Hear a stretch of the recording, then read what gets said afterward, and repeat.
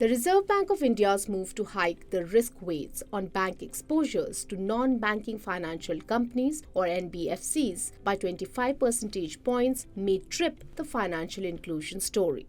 In recent years, NBFCs or shadow banks have stepped up to service a largely unbanked audience, be it enterprises or retail customers. RBI's decision was aimed at cooling down the unsecured credit market, but its impact may be elsewhere.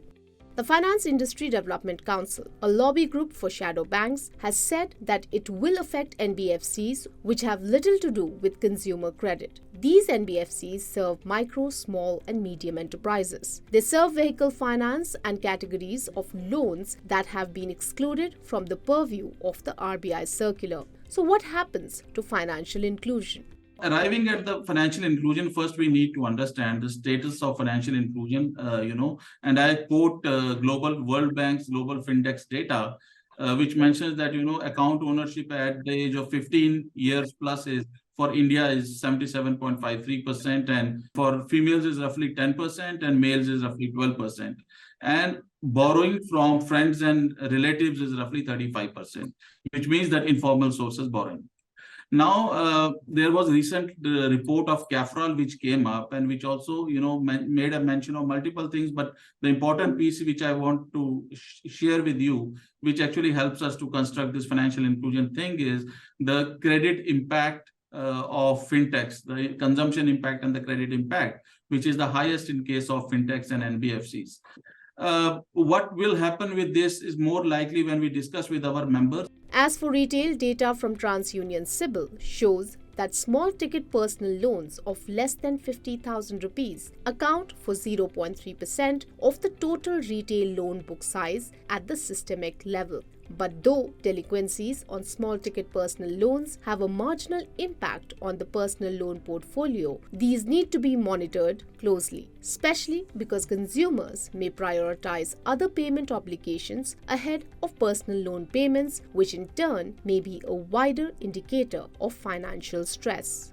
Where do folks who avail of such credit go now?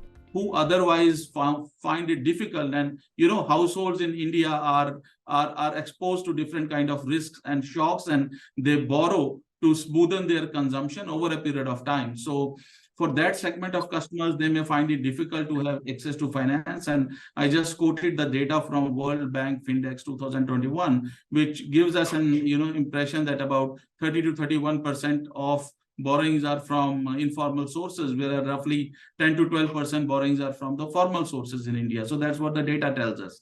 So financial inclusion, of course, if the agenda of financial inclusion is, providing access to finance to these set of customers, and especially thin file first time entrants into the job force who want to get an access to credit for consumer finance. So it will be difficult, there will be some level of exclusion. To be fair to the RBI, the credit industry landscape has changed significantly over the last 4 years. Since Jan 2022, small ticket personal loans of less than 50,000 rupees, while representing a very small share of total retail balances, have accounted for approximately 25% of total origination volumes. As a result, the proportion of credit-active consumers availing of small-ticket personal loans increased to 8% in the quarter ended June 2023 from 3% in the same quarter of 2019. In Q2 2023, 51% of consumers who availed small-ticket personal loans already had more than 4 credit products when availing another new loan, compared to just 17% in Q2 2019.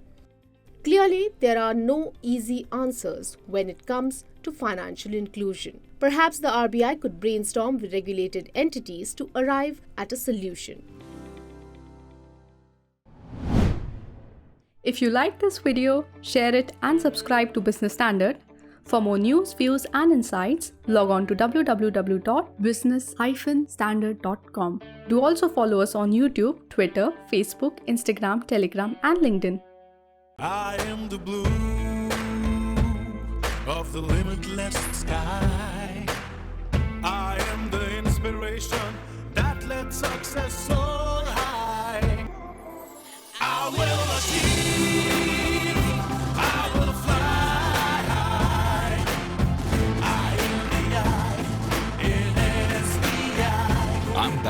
nation's trusted bank, SBI, the banker to every Indian.